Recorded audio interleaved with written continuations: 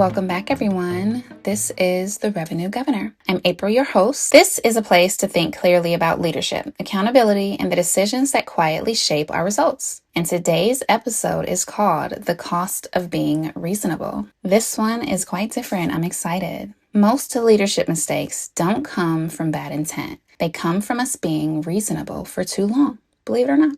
Reasonable sounds mature. It sounds like you collaborate. It sounds like you're being fair. And most of the time, it really feels like you're doing the right thing. Sometimes, even me, myself, I still pause and ask myself, am I being reasonable? Or am I ignoring my gut and calling it wisdom? Such a fine line, right? That line is thinner than most leaders like to admit. In practice, reasonable is often how decisions get delayed without anyone taking responsibility for that delay. I would say full responsibility, but that wouldn't be fair. I've seen this myself play out over and over again. Deadlines, they get extended because circumstances are understandable. Expectations get softened because people are trying and our relationships matter. Ownership gets blurred because no one wants to be the unreasonable one. We all know these kinds of leaders, the ones who are always right, at least in their own mind, and they are always the loud ones. All of it feels human. It feels justified. It feels sane. We're completely sane. And all of it quietly costs more than leaders really realize. Here's what reasonable usually looks like up close. It sounds something like a leader saying, let's give it another week, or let's give them another week, instead of asking what actually changed from last week. It looks like accepting a partial commitment because pushing someone feels uncomfortable. Or it could look like avoiding these harder conversations because now just doesn't feel like the right time to have them. None of these decisions feel big, and that is the problem. Reasonable decisions don't fail loudly. They fail slowly and then all at once. Meanwhile, you're off a cliff. Over time, they create ambiguity. Teams stop understanding what truly matters. Timelines, well, they start to feel flexible, and standards become negotiable. The thing is, no one explicitly ever agreed to that shift. Leaders, well, they don't notice it at first because everyone is still busy. Things are still moving right along. And progress, well, I guess it still looks like progress, right? Until it doesn't. And when results start to drift, leaders, well, they get confused. They feel like they were clear. They feel like they were supportive. They feel like they did all the right things. This is usually the moment I start wondering, I wonder if leaders really ask themselves why their teams chose sales in the first place. What actually motivates them? Do they know? What drives them? Those are two different things, totally different. Motivation gets someone in the door. Drive, well, that's what keeps them moving when things get uncomfortable. And in sales, things get uncomfortable all the time. Have you ever really found the needle in the haystack? For your team, I mean. Or are you leading with assumptions because clarity feels harder than empathy? And while we're here, it's worth asking the same questions to ourselves.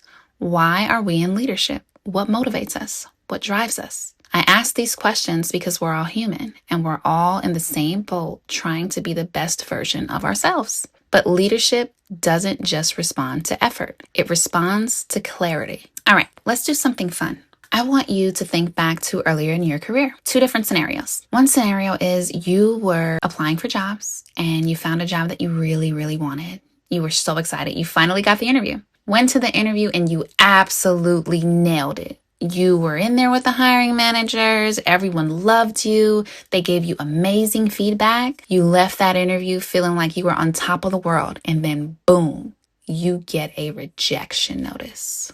Or maybe you're talking with your manager, you're updating them on what's going on with your team, why things are where they are. Everything is fine. They're super supportive of what you have going on because you have personal life going on and you're not bringing it to work. But then you also have reps who also have personal lives going on that are bringing it to work. And you are trying to manage that. Your manager is super supportive of everything that you're dealing with.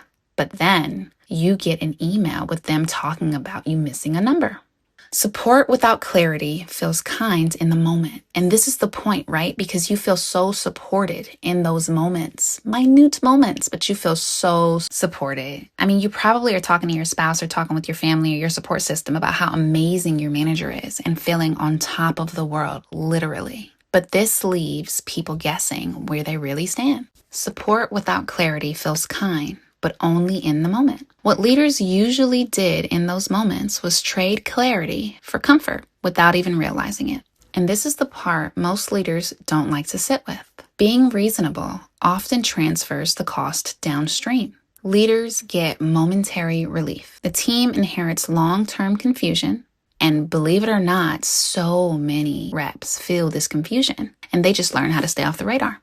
And eventually, the leader ends up carrying the weight they thought they were sharing. Here's the part we don't say out loud. That confusion doesn't just affect performance. It affects people's lives. Absolute lives. It affects the culture you're shaping. It affects the confidence your team brings home at night. It affects the pressure they carry trying to make sense of mixed signals. That new car, maybe it's the house they just stretched for. It could be the stability they're trusting you to protect. And we've all been here, right? You can think about these moments and you can think about the lives that you've affected in poor leadership. And it's not even poor leadership, right? It's the cost of being reasonable. This is where leadership stops being abstract. When someone remembers my leadership, I want them to remember what I stood for. Clarity, transparency. Absolutely. Top 2. Because in sales, as a rep, your income is largely in your own hands. In leadership, it's in the hands of many. And without clarity, people are left carrying risks they never agreed to. Most leaders, they don't fail because they're careless. They fail because they're reasonable in moments that require precision. And I'm not saying be harsh. I'm not even saying to be rigid. I'm saying clarity is empowering, and recognizing that clarity often feels uncomfortable at first, only at first. But then you gotta realize that it is part of your responsibility. That is the point I'm making, because reasonable decisions keep things calm, only in the moment. Clear decisions keep things aligned over time. Do you want calm or aligned? Most leaders only see the difference after the bill shows up. And you've seen those reels where no one wants to foot the bill. Clarity rarely feels kind when it's delivered, but it's almost always kinder in the long run. And that, my friends, is the cost of being reasonable. See you next week.